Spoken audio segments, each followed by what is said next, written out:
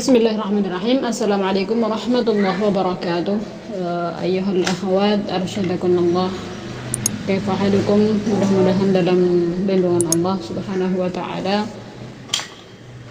Alhamdulillahirabbil alamin, hamdan katsiran thayyiban mubarakan fihi. Wassalatu wassalamu ala nabiyyina Muhammadin sallallahu alaihi wasallam. Tema kita adalah keajaiban di balik sedekah. Tema ini seringkali diangkat baik di kajian-kajian offline maupun kajian online, dan sepertinya dulu pernah kita juga membahas tentang sedekah kalau tidak salah ya, di Momo juga, atau seingat saya di Momo juga ya, karena saya juga misi di komunitas lain. Ala kulli hal, alhamdulillah, pada intinya ilmu itu adalah pengamalan ya. Diibaratkan oleh seorang ulama, al-ilmu kasyajarah. Ilmu itu seperti pohon. Al-ilmu bila amalin kasyajarah bila thamarin. Jadi ilmu yang tidak diamalkan seperti pohon yang tidak berbuah. Jadi antum ini misalnya ngaji rajin ya, datang ke majelis-majelis ilmu rajin, masya Allah, nggak ketulungan gitu ya, tapi antum untuk pengamalan nol gitu. Jadi masih malas-malesan, atau masih nunggu temennya dulu, atau aku ngumpulin ilmu dulu, ngamalinnya nanti aja misalnya. Alhamdulillah, insya Allah ini nggak ada nih, di teman-teman nggak ada ya, di sini nggak ada. Mungkin di sana jauh ya. Jadi inti dari ilmu itu adalah pengamalan. Jadi ketika kita dapat ilmu sedikit, maka kita berusaha mengamalkan. Namun jangan kemudian kita berdalih, nggak usah datang ke majelis ya, ilmu yang kemarin aja belum aku amalkan. Tidak begitu juga ya. Artinya kita pun juga harus tawasud, pertengahan, sedang-sedang. Kita menuntut ilmu iya, dan kita juga harus berusaha keras dalam mengamalkan.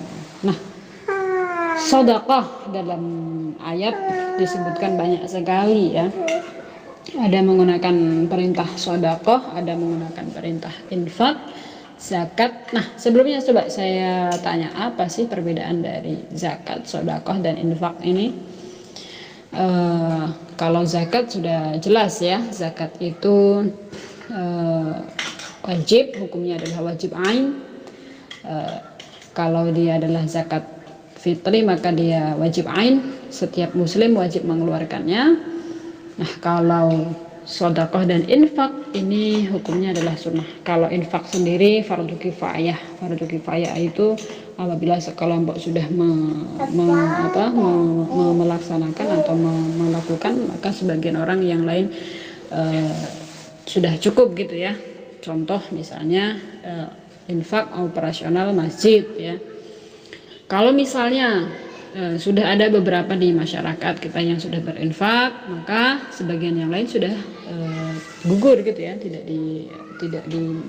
wajib gitu. Tapi kalau seandainya dalam masyarakat itu sama sekali tidak ada yang berinfak ke masjid, akhirnya masjidnya terbengkalai, tidak makmur, tidak ada yang memakmurkan masjid sama sekali dengan operasional uang itu ya untuk infak, maka seluruh masyarakat sekitar tersebut bisa berdosa gitu kan, tidak memakmurkan masjid salah satunya dengan infak. Nah, sedekah itu lebih luas.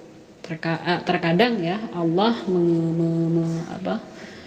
menyampaikan dalam firman-Nya, dalam ayatnya, as-sedekah itu bermakna zakat. Namun juga sering juga dengan kata infak, artinya sedekah itu lebih luas jangkauannya. Nah, kalau sedekah yang dimaksud di sini adalah sedekah sunnah, dia bukan zakat, bukan juga, namun bisa juga infak. Artinya sedekah itu hukumnya adalah sunnah jika dia yang dimaksud adalah sedekah sunnah, bukan zakat, seperti itu. Ini mukadimah sedikit tentang zakat, sedekah, dan infak. Dalam hadisnya Rasulullah menyebutkan ya, hadis yang diriwayatkan oleh Abu Hurairah, an Abi Hurairah radhiyallahu anhu, anna Nabiy sallallahu alaihi wasallam qala ma min yawmin yusbihul 'abdu fihi illa malakani yanzilani fayaqulu ahaduhuma Allahumma a'ti munfiqa khalfa wa yaqulu al-akhar Allahumma a'ti mumsika talafa. Apa makna dari hadis ini? Ya, Rasulullah SAW menyampaikan hadisnya melalui Abu Hurairah. Ma min yaumin yusbihul 'abdu, seorang hamba tidaklah dia bangun pagi, artinya dia ketika berpagi begitu ya, memasuki paginya, kecuali apa, malakani yanzilani, ada dua malaikat yang turun kepada mereka. Fayaqulu ahaduhuma, salah satu dari malaikat tersebut mengatakan Allahumma a'ti munfika khalfa, tolong ya Allah berilah orang yang pagi ini berinfak atau bersedekah khalfa, gantinya. Artinya ada malaikat yang mendoakannya apa, doa supaya diganti infaknya. Artinya orang yang sedang berinfak, yang telah berinfak, paginya dia akan didoakan oleh malaikat supaya mendapatkan pengganti atau supaya dapat ganti di sisi Allah, artinya dapat pahala begitu ya, baik di dunia maupun di akhirat ya, di dunia lebih-lebih di akhirat. Kemudian malaikat yang satu lagi berkata wa yaqulul akhar Allahumma a'ti mumsika talafa. Nah, sedangkan orang yang pada pagi harinya ini dia kikir gitu ya, tidak mau berinfak, tidak mau sedekah, maka apa doa malaikat untuknya? Allahumma a'ti mumsika talafa. Jadi tolong engkau berikan kerugian bagi orang yang tidak mau menginfakkan atau memberikan sedikit hartanya kepada orang lain. Dari hadis ini satu keajaiban yang bisa didapatkan dari bersedekah, yaitu mendapatkan doa malaikat. Doa malaikat itu nggak tanggung-tanggung loh ya. Malaikat itu adalah makhluk Allah yang tidak pernah bermaksiat sama sekali. Dia senantiasa taat. Artinya orang yang makhluk yang senantiasa taat, tidak pernah bermaksiat, itu doanya mustajab, doanya dikabulkan oleh Allah. Artinya orang yang kikir, dia tidak mau berbagi kepada orang lain, ternyata setiap paginya malaikat akan mendoakannya. Jadi tidaklah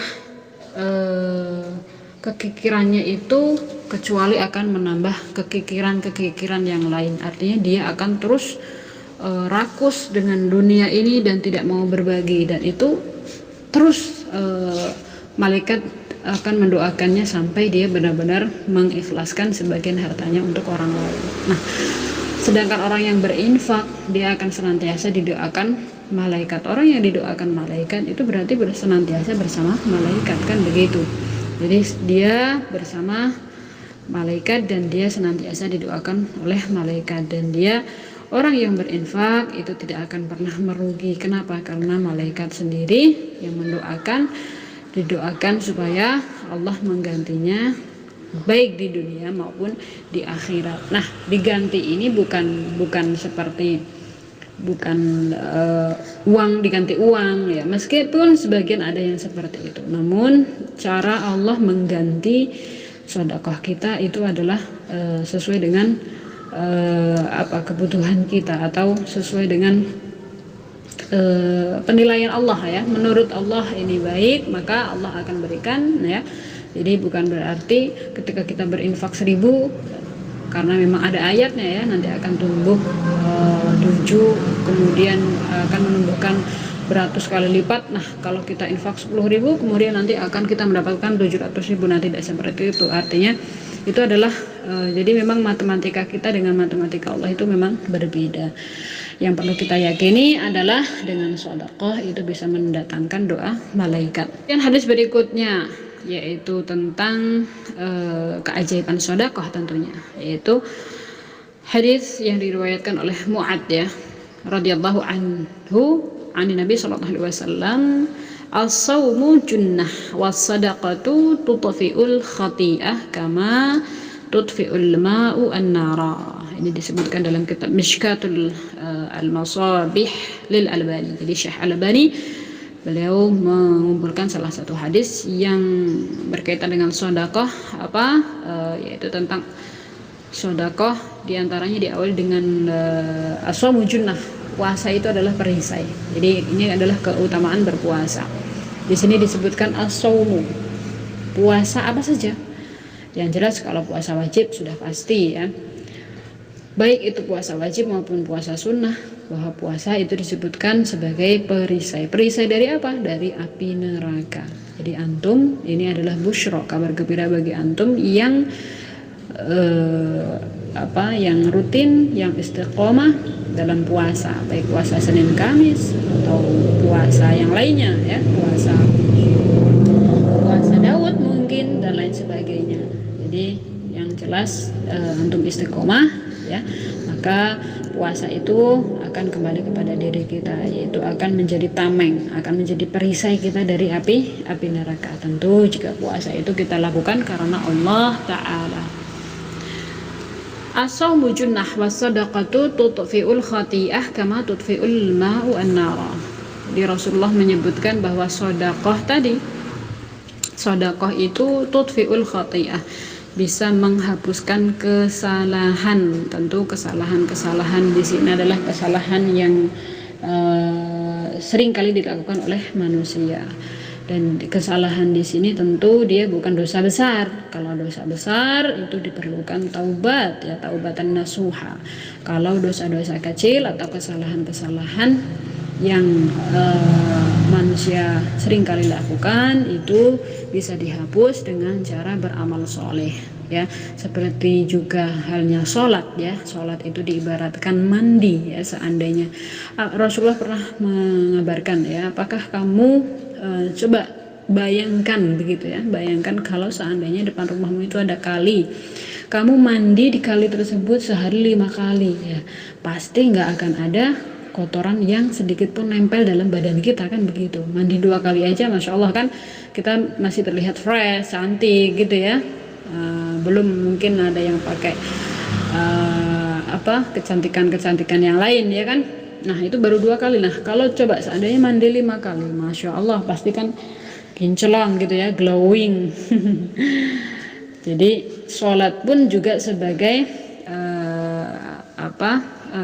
tudfi'ul khati'ah, jadi bisa menghapuskan kesalahan-kesalahan. Begitu juga as-shadaqah, sedekah juga bisa menghapuskan kesalahan-kesalahan.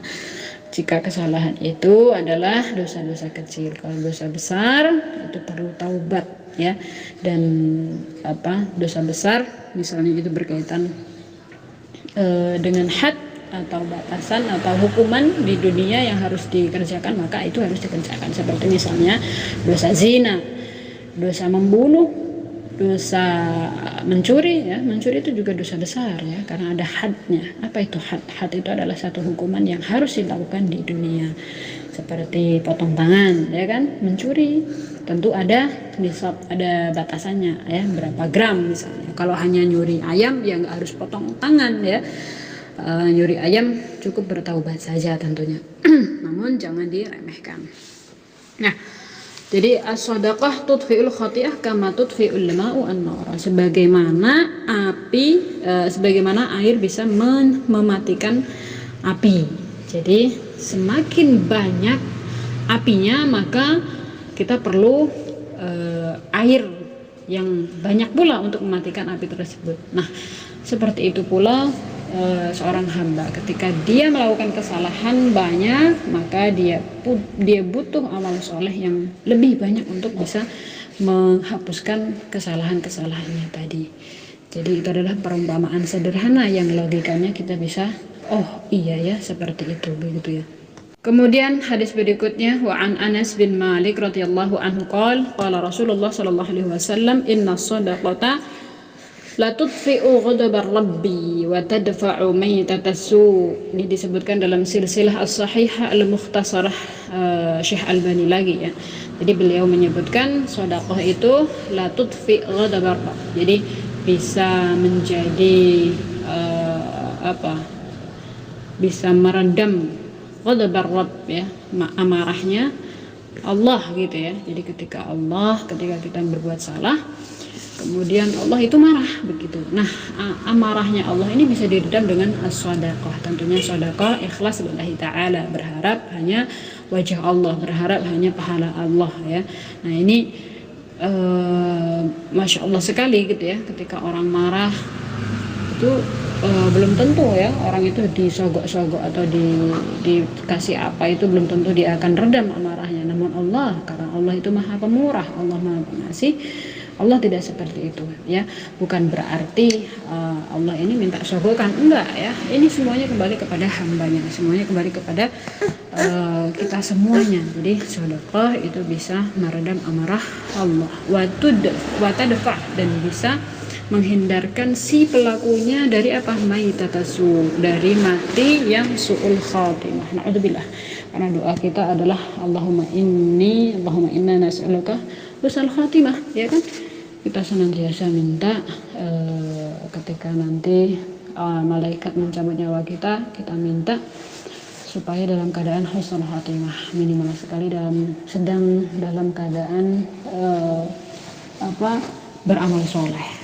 Jadi dengan sedekah itu bisa menghindarkan pelakunya dari berikutnya keajaiban selanjutnya. Ini semuanya saya mengutip dari hadis ya, karena ketika kita menasihati seseorang atau menyampaikan sesuatu ucapan, satu kalimat, itu tidak ada kalimat yang lebih baik atau lebih berhak disampaikan kecuali qala Allah wa qala Rasul, yaitu perkataan Allah atau firman Allah dan perkataan atau sabda Nabi Shallallahu Alaihi Wasallam. Maka saya semuanya ini adalah ngutip dari sabda-sabda Nabi Muhammad Shallallahu Alaihi Wasallam.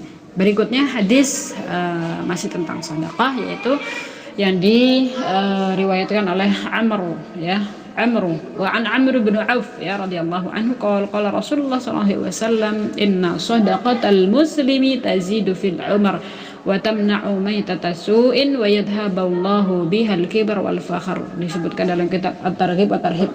Karena ini sudah adzan maghrib ya, jadi saya merekam ini di adzan maghrib.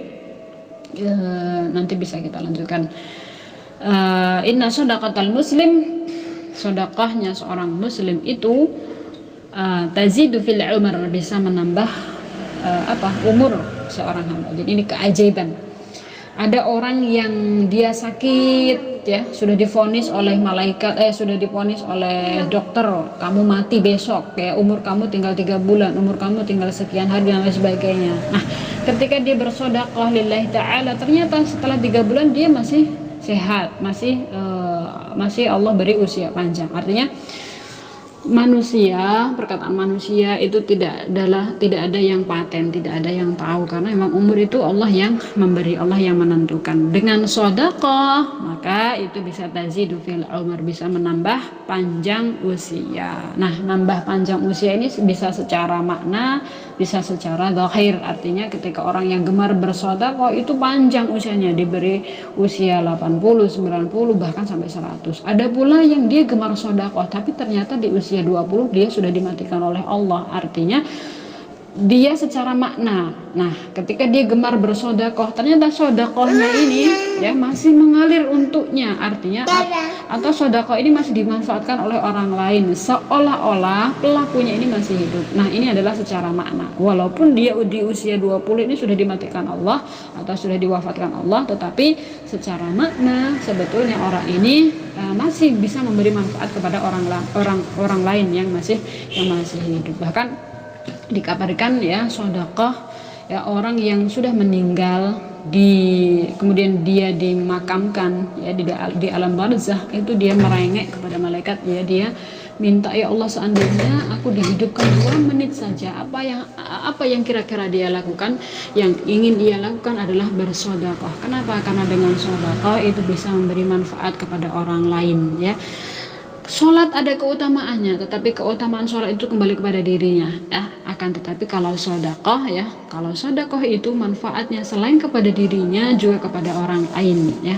Terlebih kalau sedekah jariyah begitu kan. Kalau sedekah jariyah itu manfaatnya akan lebih besar lagi. Jadi bisa menambah usia. Wa tamna'u maitatasu, dan ini sama juga yang disebutkan di hadis sebelumnya, yaitu bisa menambah bisa menghindarkan seseorang meninggal dalam su'ul khatimah. Wa yadhhaballahu bihal kibar wal fakhar. Nah, selanjutnya adalah Allah akan menghilangkan dari dirinya apa sifat al-kibar wal fakhar. Kibar, apa itu kibar? Ya, kibar itu adalah sifat sombong. Sombong itu manusia tidak boleh memilikinya, ya. Sifat sombong itu yang berhak hanya Allah yang memilikinya, ya. Karena apa? Karena semuanya ini adalah milik Allah, ya. Langit dan bumi, alam semesta ini adalah semuanya milik Allah. Bahkan kita pun juga adalah milik Allah. Maka kita tidak patut jika kita memiliki sifat sombong. Na'udzubillah. Kemudian wal fakhr, begitu juga fakhr itu berbangga-bangga, ya, berbangga-bangga dengan pencapaiannya, ya. Tahun ini aku punya mobil, ya. Tahun ini aku berhasil membangun rumah. Tahun ini aku melahirkan anak yang kesekian dan lain sebagainya. Itu berbangga-bangga itu tidak boleh, karena segala sesuatu yang kita miliki sejatinya adalah milik Allah. Dan yang disebut dengan rezeki, ya, rezeki itu adalah sesuatu yang bisa kita rasakan manfaatnya. Jadi belum tentu yang kita pegang, yang kita genggam itu memang secara zahir adalah rezeki kita, tetapi sesuatu yang belum kita rasakan manfaatnya, maka itu sebetulnya belum rezeki mutlak milik kita. Contoh, misalnya antum makan pepaya, ya, buah pepaya sudah antum potong-potong.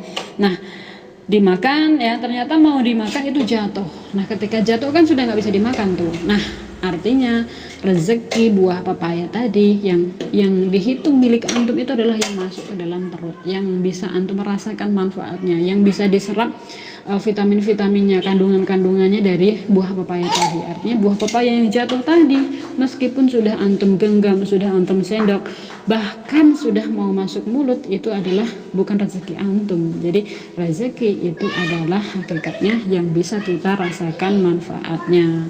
Jadi belum tentu yang sudah kita pegang, yang sudah masuk dompet kita itu belum tentu rezeki kita. Maka untuk menyikapi hal tersebut, ya, tidak layak bagi kita berbangga-bangga, apalagi sombong dengan apa yang kita miliki, karena sejatinya apa yang kita miliki semuanya adalah milik Allah. Maka kembalikan kepada Allah dengan cara berbagi atau bersedekah. Kemudian ada satu lagi hadis yang menganjurkan terkhusus bagi kaum wanita untuk memperbanyak sedekah. Jadi suatu ketika Nabi keluar dari rumah, ya. Kharajan Nabi sallallahu alaihi wasallam fi adha au fitr. Jadi ketika waktu duha maksudnya, ilal musalla. Tsumman sarafa fa wa'atan nas wa amarahum bis sadaqah. Faqala ayyuhan nas tasaddaqu famarra 'alan nisa faqala ya ma'syaran nisa tasaddaqna fa inni ra'aitukunna aktsara ahdan nar. Na'udzubillah, ya. Ini adalah salah satu anjuran Nabi Muhammad SAW kepada kaum wanita untuk memperbanyak sedekah. Kenapa? Karena Nabi SAW melihat kaum wanita ini menjadi salah satu penduduk neraka yang paling banyak, ya. Ra'aitukunna aktsara ahlan nar. Jadi Nabi ra'aitukunna, kunnanya adalah kata ganti dhamir untuk antunna. Kalau saya bilang antum itu laki-laki sebetulnya, ya. Untuk antunna itu kalian perempuan. Ra'aitukunna, kalian, aku melihat kalian nih, kalian perempuan, aktsara ahlan nar. Jadi kebanyakan penduduk neraka, ya. Na'udzubillah, insyaallah kita tidak termasuk di dalamnya. Jadi Rasulullah menganjurkan khusus kepada kaum wanita untuk memperbanyak sedekah. Dan sedekah itu sebetulnya luas sekali, tidak hanya berupa uang begitu. Jadi yang paling mudah yaitu apa? Senyuman, ya. Tabassumuka fi wajhi ahlika sedekah, itu adalah yang paling mudah gitu. Tapi kalau kita diberi kelapangan rezeki, bisa kita salurkan kepada orang-orang yang membutuhkan. Namun orang yang membutuhkan itu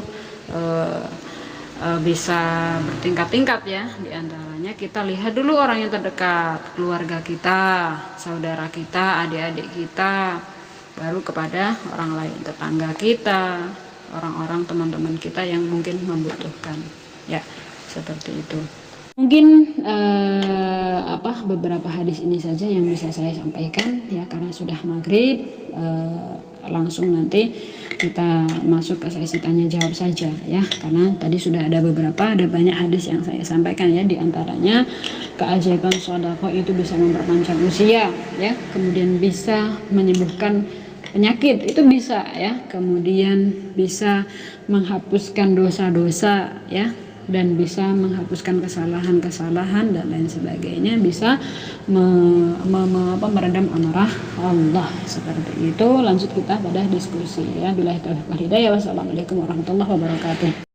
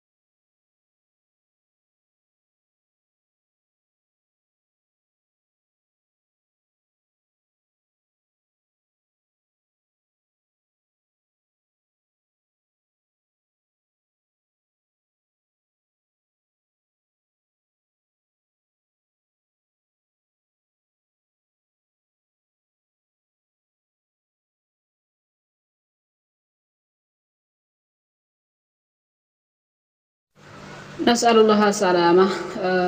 Saya kirim voice karena sudah agak malam ya. Kalau ngetik agak lama. Ini sudah ditunggu anak-anak buat bubuk. Tidak apa-apa. Bagaimana sedekah yang diperuntukkan untuk pelaku dosa besar ya? Na'udzubillah, pezina itu adalah pelaku dosa besar. Boleh tidak ya kalau dia itu miskin? Selama dia muslim dan niat kita adalah untuk mungkin melembutkan hatinya dan supaya kembali pada jalan Allah gitu, kita berharap dia bertaubat kembali kepada Allah dengan sedekah kita berharap seperti itu ya, sah-sah saja, boleh gitu ya, karena memang sedekah sunnah ya, bukan sedekah wajib. Kalau sedekah wajib itu adalah zakat yang tertuang dalam ayat innama shadaqatu lil fuqara, ada 8 asnaf atau ada 8 golongan, itu yang dimaksud adalah zakat.